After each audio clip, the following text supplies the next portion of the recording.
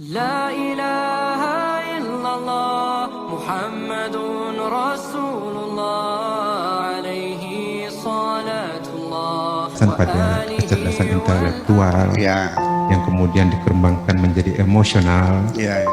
lalu kemudian dikembangkan lagi kecerdasan spiritual. Tapi dari pencermatan saya pada apa yang disampaikan Buya dalam pengamatan saya, ada satu jenis kecerdasan lagi yang perlu kami kaji mungkin lebih dalam di psikologi, Ya, ya. yaitu kecerdasan kontekstual. Ya, Nah, ini sepertinya yang disuarakan dalam kecerdasan yang dimaksud dalam puisi ini, bahwa kita harus tahu betul kapan, ya, di mana, dan dalam situasi apa untuk berbicara. ya.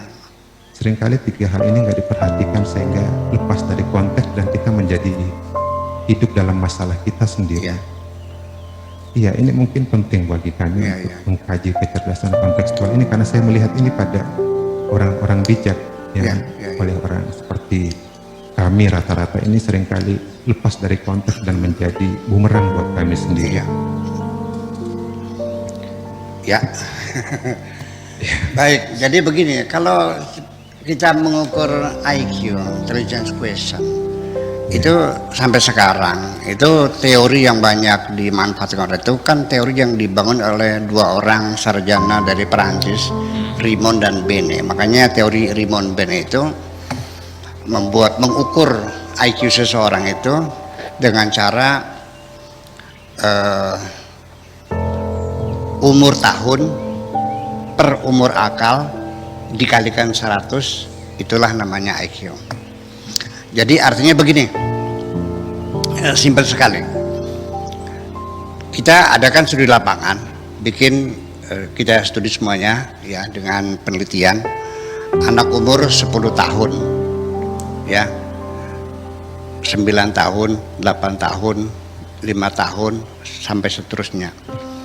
Nah, rata-rata ilmu pengetahuan yang dikuasai anak 10 tahun itu apa?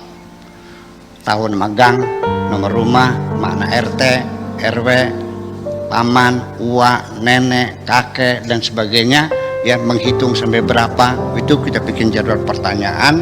Rimond Bene membuat jadwal pertanyaan untuk menghitung umur akal. Ketika pertanyaan itu kuesioner untuk umur 10 tahun itu terjawab semua oleh anak umur tahunnya 10 tahun, maka berarti 10 per 10 dikalikan 100, maka itu nilainya 100. Setelah itu dikasih pertanyaan anak umur 11 tahun, bisa terjawab juga, berarti 11 per 10 kali 100 sampai anak 13 menjawab. Nah, begitu angka sudah sampai 130 itu sudah jenius ukurannya. Nah, kalau anak umur 10 tahun dikasih pertanyaan 10 nggak bisa menjawab, semua bisa menjawab, sampai 8 nggak bisa menjawab, berarti 8 per 10 kali 100, artinya idiot. Tetapi yang jadi masalah Mas Rahan, ini kadang-kadang daftar pertanyaan untuk mengukur umur akal seseorang itu, ini menggunakan standarnya nggak jelas, yang dibuat oleh Rimond Bene itu untuk masyarakat Perancis, yang orang tuanya punya mobil, punya internet, ya kan begitu, langganan majalah, bapaknya profesor, ibunya dokter. Pertanyaannya ya jelas. Ini dipakai untuk orang Indramayu yang anaknya tukang becak. Jadi disitulah letak subjektivitasnya. Jadi seperti itu, apalagi kalau kita pergunakan kecerdasan kontekstual itu, nanti persoalannya akan lebih banyak ditentukan oleh berapa banyak modal ilmu yang kita miliki. Ya, sosiologi belajar enggak? Arkeologi, sejarah, filsafat, etika, agama, ya kan? Fisika, retorika, semakin banyak pengetahuan yang kita kuasai. Terus pergaulan Anda, umur Anda berapa? Jadi nanti untuk mengukur kontekstual ini, saya begini, orang sering terjebak karena terikat pada tekstual. Itulah sebabnya orang bertengkar dalam urusan ini, karena melihatnya tekstual. Teks itu tidak memberikan makna apapun kok.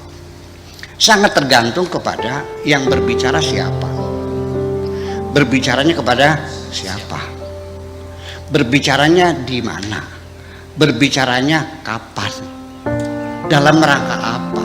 Sampai gestur tubuhnya juga apa sambil tersenyum, apa sambil kerot-kerot. Iya kan?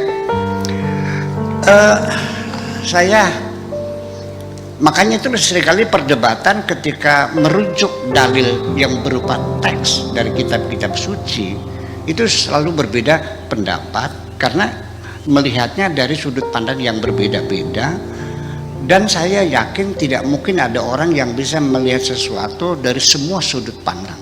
Itu hanya Allah yang tahu. Nah, makanya peluang kita untuk berbeda itu akan terjadi di mana saja.